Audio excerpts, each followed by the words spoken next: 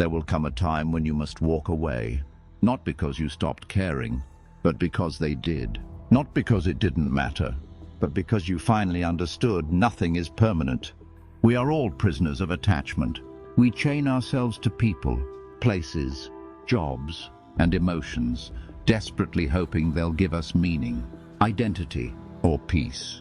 But the Stoics knew better. They taught that the only thing we truly own is our mind, our reaction, our inner fortress. Marcus Aurelius wrote, "You have power over your mind, not outside events. Realize this, and you will find strength." Detachment isn't apathy, it isn't coldness, it's power. Power to remain unmoved by chaos, power to love without clinging, power to walk away without burning.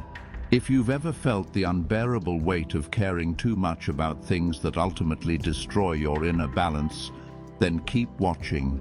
Because what you're about to hear isn't just advice. It's a philosophy that has endured for thousands of years. A guide for the broken, the burdened, and the betrayed. This is Stoicism, not the Instagram quotes, not the trendy tweets, but the raw, unfiltered truth practiced by emperors, warriors, and philosophers who stood tall amidst chaos. This is a journey into darkness so you can find your light. Welcome to How to Detach from People and Situations, Stoicism. Segment 1. The root of attachment. We suffer because we cling. We cling to people, to ideas, to outcomes. We convince ourselves that we need them to be happy, that without them, our world would collapse. But Stoicism tells us a brutal truth. You have power over your mind, not outside events. Realize this, and you will find strength. Marcus Aurelius. Attachment is not love. Attachment is dependency disguised as devotion. It is the fear of being alone dressed up as loyalty. Let's get this straight.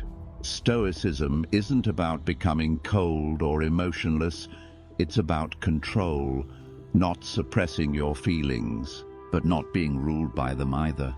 The Stoics believed in a simple truth. Suffering is the result of wanting things to be different than they are. When you want someone to stay who's already left, you suffer. When you want to control a situation that is spinning out of your hands, you suffer. Detachment is not indifference, it is clarity. It's the ability to stand in the fire and not burn. Segment 2. Stoic examples from history. Let's talk about Marcus Aurelius. He was the emperor of Rome, the most powerful man in the world at his time, and yet he watched his friends betray him, his children die, his body wither with illness, and never once did he break.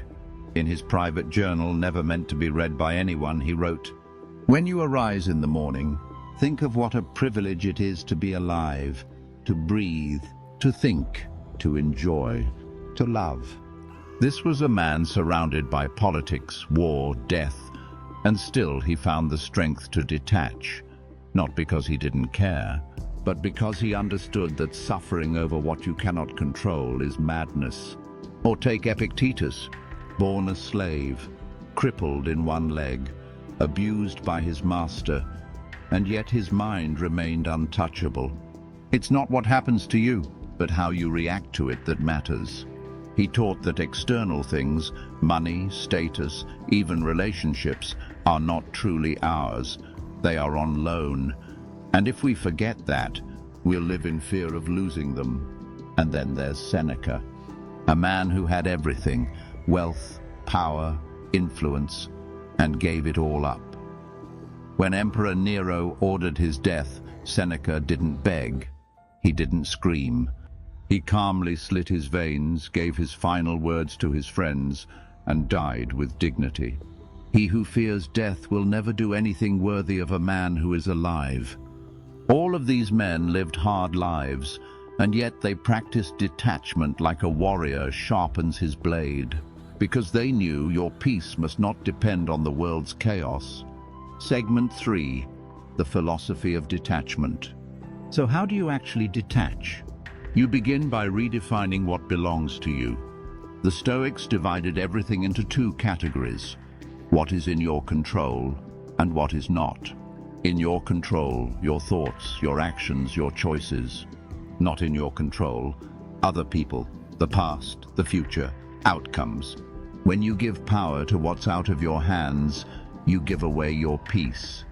You become a slave to the unpredictable. Here's a practice. When someone hurts you, instead of asking, "Why did they do this to me?" ask, "Why did I expect them to act differently?" Detach not because you don't care, but because you care about your sanity more. Let people leave. Let situations fall apart. Let go of the illusion that you can make everything stay, because you can't. But what you can do is stand tall in the ruins, like Marcus, like Epictetus, like Seneca. The world will not stop breaking you, but you can stop letting it break your soul. Segment 4, Modern Application. So how do you apply this today? Start small. 1.